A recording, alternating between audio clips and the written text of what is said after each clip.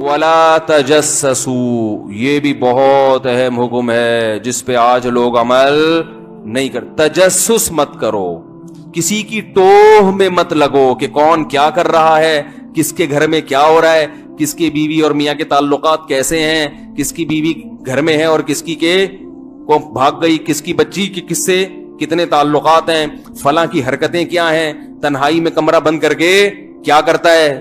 صحیح ہے نا، چور تو نہیں ہے. بلا وجہ کی جیسے آج کل ہو رہا ہے، موبائل میں کیا کیا چھپا کے رکھا ہوا ہے اس نے. موبائل لیتے ہیں استعمال کرنے کے لیے، ایک میسج کرنا ہے اور اس کے ان باکس میں سارے میسج پڑھ لیتے ہیں. خط بھیج دے دو کسی کو کہ فلاں کو دے کر آؤ، کوشش کرے گا میں خط نکال کے پڑھوں اور پھر ایسے پیک کر دوں جیسے میں نے پڑھا ہی نہیں. سب دل کے خراب ہونے کی علامت. کسی کی ٹوہ میں لگنے کی آپ کو اجازت نہیں ہے. کسی کے موبائل کے اس سے پوچھے بغیر اس کے ایس ایم ایس پڑھنے کی آپ کو اجازت نہیں ہے. کسی کا لیپ ٹاپ آپ کے پاس ہے، آپ کو اس کے لیپ ٹاپ میں جس کام کے لیے دیا گیا وہ کر سکتے ہیں. اس کے لیپ ٹاپ کے فولڈر میں جا کے دیکھنا کہ کیا کیا رکھا. ہو سکتا ہے اس نے اپنی بیوی کی تصویریں ڈالی ہوئی ہیں اس میں، یا چلو گناہ کی بھی ڈالی ہوئی ہیں، تو آپ کو تھوڑی اجازت کہ آپ اس کے گناہ پر مطلع ہوں. آپ کون لگتے ہیں بھائی اس کے کہ آپ جا جا کے اس کے گناہ پر مطلع ہوں. حضرت عمر رضی اللہ تعالیٰ عنہ رات کو کوڑا لے کے نکلتے تھے. ایک دن کہیں آواز آئی تو گھر کے چھت پہ دیکھا، یعنی آواز آئی نا کہیں گانے بجانے یا کوئی ایسے کہ اندازہ ہوا کہ یہاں کوئی گڑبڑ ہو رہی ہے، تو دیوار پہ جھانک کے دیکھا کہ بھئی وہ کچھ موسیقی تھی یا شراب وراب تھا، کیا تھا. حضرت عمر نے فرمایا گرفتار کروں گا ان کو. انہوں نے کہا اے عمر، کیا آپ نے قرآن کی آیت نہیں پڑھی ولا تجسسوا، تجسس مت کرو. حضرت عمر ڈر گئے اور توبہ کی. حضرت عمر تو ایسے تھے جیسے کوئی قرآن کی آیت پڑھتا تھا نا ایک دم پیچھے. انہوں نے فرمایا میری غلطی ہے. کسی کا گناہ سامنے آ جائے حکومت کے، پھر ٹھیک ہے سزا دیں.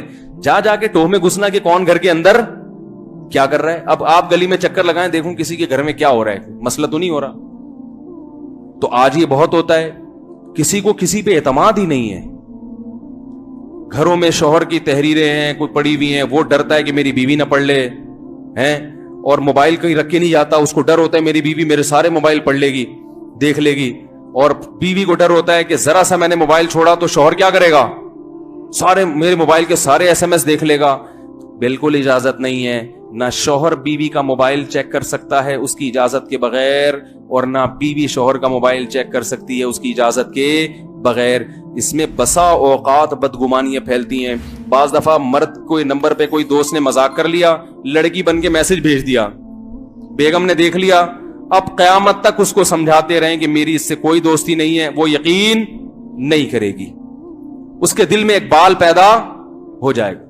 عورت کے ساتھ بھی ایسا ہوتا ہے، کسی مرد نے غلطی سے میسج بھیج دیا، ہو سکتا ہے وہ اس کی کوئی فرینڈ ہو، مرد بن کے بھیج دیا میسج، یا نون نمبر سے آ گیا کوئی میسج، آدمی نے تجسس کیا، پڑھ لیا، بلا وجہ کیا ہو جاتا ہے بدگمان، اور ساری زندگی کے لیے دماغ میں ایک وسوسہ بیٹھ جاتا ہے. تو کیوں ایسے کام کرتے ہو جس سے آپس کا تعلق خراب ہو.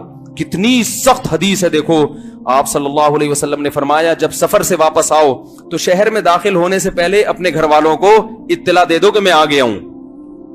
اچانک چھاپے مارنے کی اجازت نہیں ہے. لوگ کیا کرتے ہیں، ہم سفر سے آ رہے ہیں یار چپکے سے آئیں گے پتہ ہی نہ چلے، تاکہ اگر میری بیگم کو غلط کر رہی تو پکڑی جائے. تو ٹھیک ہے، پھر آپ بھی غلط کر رہے ہو نا تو یہ دعا کیا کرو کہ اللہ میں بھی پکڑا جاؤں. نہیں یاری بات میرا خیال ہے، یعنی پھر یہ نیت کیا کرو کہ اللہ میں جب بھی کوئی گناہ کروں تو کیا کروں، میں پکڑا جاؤں. تو جیسے بیوی کے بارے میں، اپنے بارے میں آپ نہیں چاہتے کہ میں کوئی غلطی کروں تو پکڑا جاؤں، تو بیوی کے بارے میں کیوں چاہتے ہیں کہ غلطی کرے تو پکڑی جائے وہ. ہاں اگر کوئی مضبوط قرائن سے آپ کو لگ گیا کہ معاذ اللہ عورت خراب ہے، کچھ بعض دفعہ ایسے قرائن ہوتے ہیں، تو پھر اس کا طریقہ کیا ہے کہ اس کو پہلے اطلاع دی جائے کہ بھائی دیکھو کچھ وسوسے آ رہے ہیں دماغ میں، کچھ ایسی اطلاعات آ رہی ہیں، تو مجھے پتا ہے کہ تم خراب نہیں ہو، لیکن شیطان کو موقع مل جائے گا تعلقات خراب کرنے کا، لہٰذا اس سے پہلے کہ ہمارے تعلقات خراب ہوں میں آپ کا موبائل چیک کرتا رہوں، کیونکہ بڑی فسادی چیزیں موبائل. پہلے بتا دو پھر آپ چیک کر سکتے ہو کہ بھئی یہ آپ کا موبائل ہے، میں کسی بھی وقت چیک کر سکتا ہوں اس کو، کیونکہ مجھے کچھ ایسی اطلاعات ملی ہیں.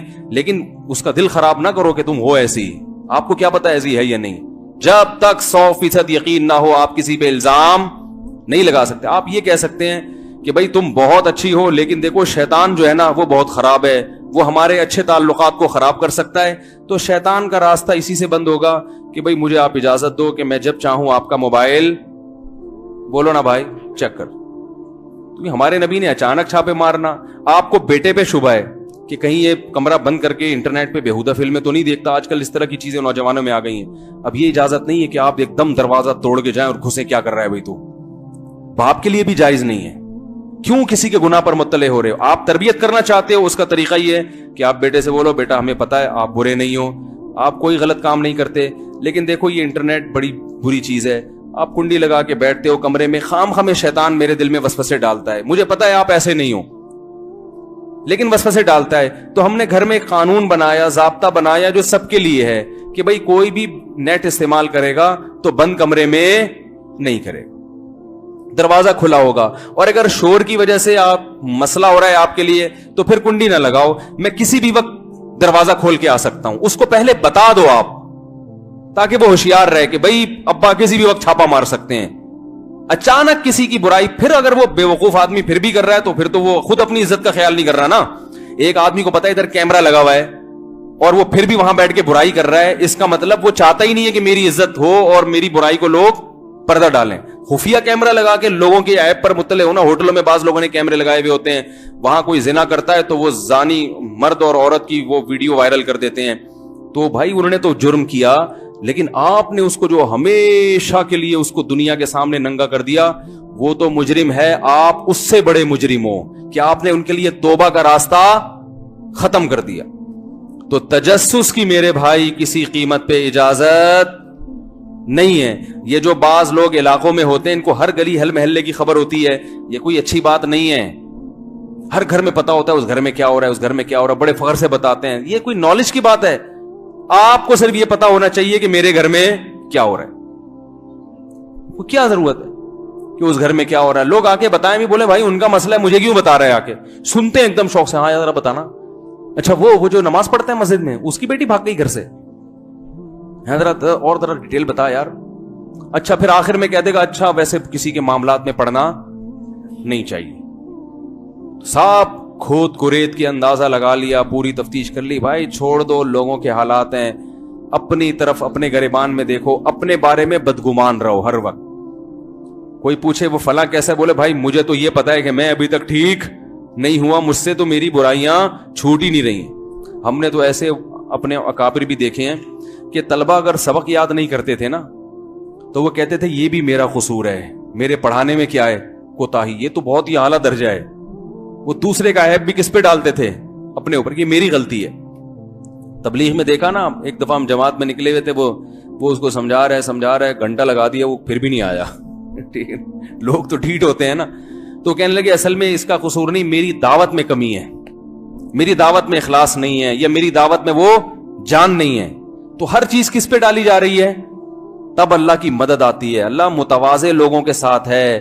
تجسس کرنا, دوسروں کے معاملات میں گھسنا اور تبصرے کرنا اور چھوٹی چھوٹی باتوں کو بڑھا بڑھا کے پیش کرنا, ان لوگوں کو اللہ پسند نہیں کرتا.